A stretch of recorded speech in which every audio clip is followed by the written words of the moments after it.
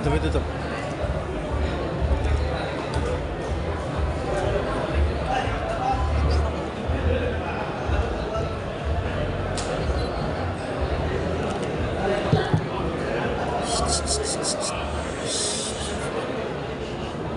Baiklah saudara semuanya, Assalamualaikum warahmatullahi wabarakatuh.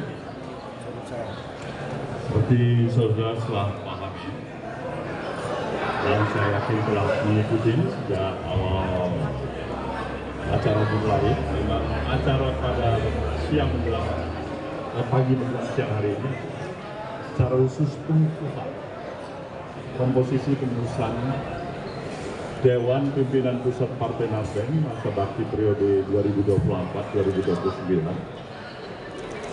yang dimulai dari komposisi kepengurusan di Dewan Pertimbangan, Dewan Pakar, dan pengurus harian daripada Dewan Pimpinan Pusat Partai Nasdem secara keseluruhan.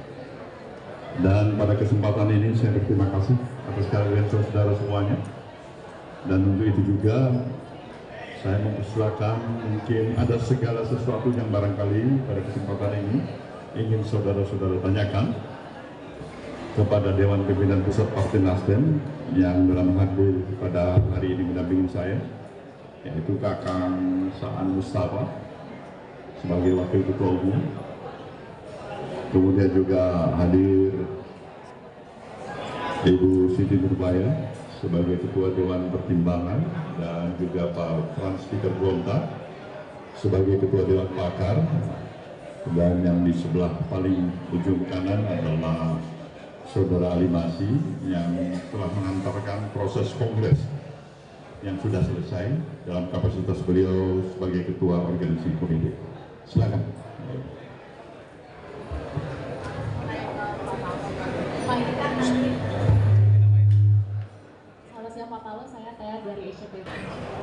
Pertama, apapun polisi kebijakan, komposisi nomenklatur di dalam pemerintahan baru, kabinet baru, itu tentu kita semuanya sepakat. Itu adalah hak prerogatif daripada Presiden. Dalam hal ini kita memahami Presiden terpilih saat ini, dan pada tanggal 20 Oktober nanti insya Allah akan dilantik adalah Bapak Jenderal Purnawirawan Prabowo. Jadi kita hanya menegaskan kembali sikap Partai Nasdem, yaitu semuanya penghormatan dan penghargaan pada hak prerogatif Presiden untuk mengatur lalu lintas, komposisi, nomenklatur, bahkan penempatan daripada persons di dalam kabinet dengan latar belakang apapun itu, dalam berbagai komposisi apapun yang dirasakan itu tepat, ya kita hormati itu yang pertama. Kedua, apakah sudah ada bicara-bicara? Ya, sudah lebih dari satu kali berbicara. Kalau memang komunikasi dengan saya selaku Ketua Umum Partai Nasdem itu sudah lebih, paling tidak mungkin 2-3 kali juga. Oke. Ada pembicaraan Jawaban yang jujur, saya mengutarakan pada Pak Prabowo, Nasdem memberikan kesempatan kepada beliau dan kepada seluruh polisi kebijakan beliau untuk memprioritaskan seluruh partai-partai politik di luar Partai Nasdem untuk masuk di kabinet. Artinya Nasdem bukan prioritas. Itu yang saya harapkan. Nah, mungkin pertanyaan kenapa? Sekali lagi, kami bisa merasakan betapa terhormatnya posisi menjadi salah satu pembantu presiden, apapun itu nomenklaturnya di dalam kabinet, tapi juga tidak kalah terhormat untuk memberikan kesempatan kepada saudara kita dari institusi partai-partai politik lain. Jadi kalau bisa mempertimbangkan Nasdem itu yang paling ujung aja, paling belakangan aja, bukan nomor satu. Karena kita tahu secara etik kita bukan yang memperjuangkan dari sejak awal pada Pilpres untuk mendukung Pak Prabowo. Ini ada proses pendidikan dan etika politik yang ingin diupayakan. Kalaupun tidak bisa sepenuhnya, tapi apa yang masih tersisa sebagai komitmen, konsistensi, sikap untuk tetap memiliki ajas kepantasan dan kepatutan. Jadi tetap berada dalam barisan pemerintahan, mengupayakan apa kemampuan yang ada dalam barisan Partai Nasdem ini agar suksesnya roda administratif jalannya pemerintahan itu tidak perlu dipertanyakan lagi ya, karena Nasdem ada bersama. Tapi bicara soal kursi, nah itu bukan keinginan Nasdem nomor satu itu. Jadi nomor buntut ya boleh belakang. Ada nggak ada kursi, pasti kita hormati sekali itu.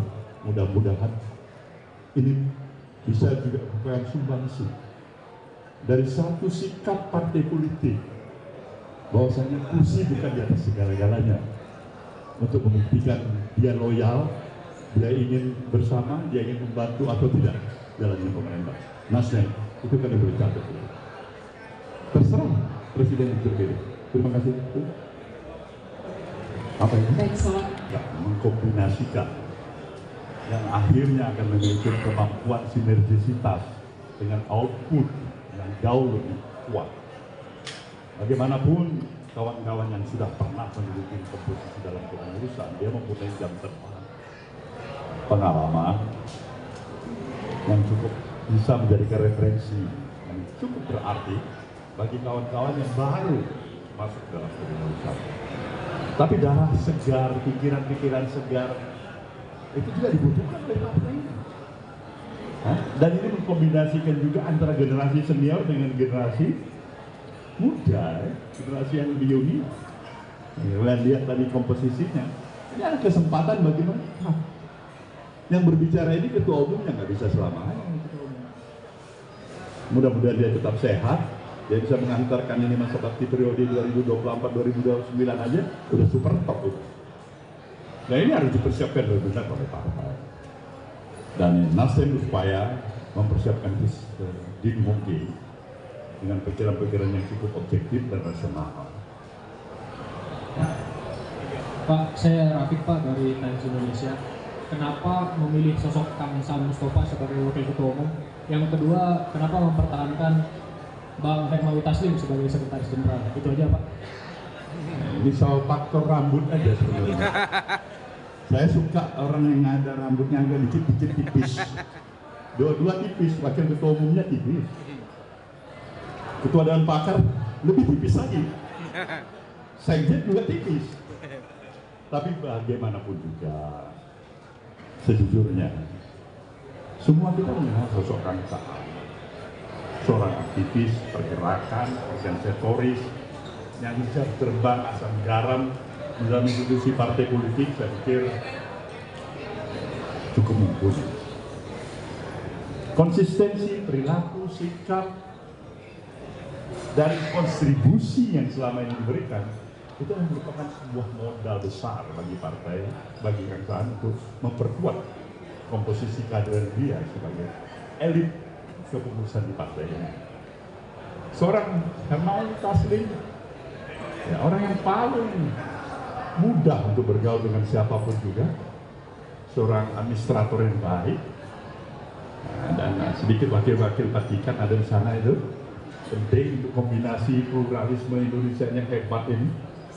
Ya, itu kita lihat konsistensi kerja yang tidak mengenal waktu, mencurahkan seluruh dedikasi waktu, tenaga, pikirannya selama mungkin hampir 10 tahun.